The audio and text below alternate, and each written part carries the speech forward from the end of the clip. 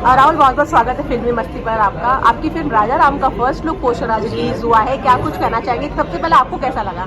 मुझे बहुत अच्छा लगा। मतलब मैं जैसा मैंने सोचा नहीं था उससे कई गुना ज़्यादा अच्छा फिल्म का ये टीजर लगा, पोस्टर लगा और बहुत अच्छा फील हो रहा है कि इतने बड़े पिक्चर का मैं पार्ट हूँ और बहुत ब्लेस हूँ कि भगवान ने मुझे मौका दिया। कैसा अनुभव रहा है राहुल राजा राम के दौरान आपका?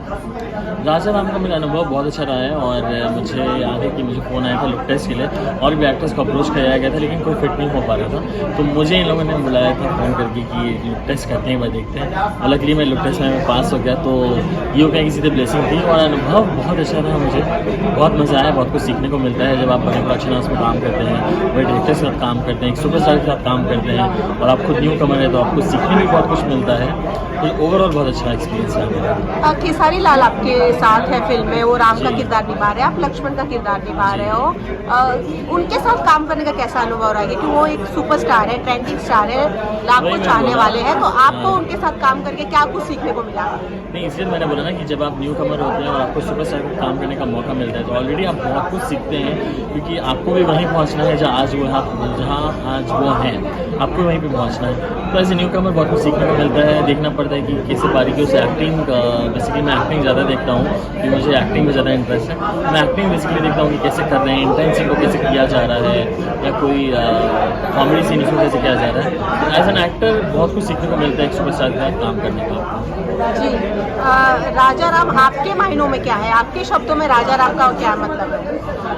मेरे शब्दों में कहा जाए तो राजा राम सिर्फ एक ही है, राजा जी, राम जी हमारे, और वही हमेशा रहेंगे, हम सबके दिल में बसते हैं राम। बस हमें पहचानने की ज़रूरत है कि आपको अपने मन के अंदर के राम को जगा के रखना है कि रावण को जगा के रखना है। जी, राहुल, और क्या प्रोजेक्ट्स चल रहे हैं? राजा राम तो रिलीज होने वाला है, जैसे फर्स्ट लुक आ गया है, और कौन कौन सी फिल्में? मेरी फिल्म सनम का ट्रेलर है जिसको लोगों ने बहुत पसंद किया, उसके दिल से धन्यवाद। और ये है मेरे डायरेक्टर सर राजा राम के, तो इनका बहुत बहुत थैंक यू कि मुझे इतना बड़ा प्रोजेक्ट दिया है। My Laxman and I am his daddy's Laxman. मैं शर्मा जी का लक्ष्मण है और ये मेरा लक्ष्मण है। बिल्कुल बिल्कुल बिल्कुल। पर सर, राजा राम का फर्स्ट लुक आया है जी, कहीं ना कहीं दर्शक नाराज है, क्योंकि फिल्म एक साल से बन रही है, लोग बहुत इंतजार कर रहे थे, अब एक साल बाद फर्स्ट लुक आया है, इतना लेट हुआ है, क्या कुछ कहेंगे? फैंस को कैसे मनाएंगे? इतना बड़े कैनवास पे मूवी लाकर जहाँ तक राम जी की बात है तो हम लोग कोई भी तरीके से कहीं पे भी चूक नहीं करना चाहते थे जहाँ पर हम लोग दर्शकों के किसी भी सेंटिमेंट्स को हर्ट करें। तो हम लोगों को परफेक्ट होना बहुत ज़रूरी था किसी भी चीज़ के लिए।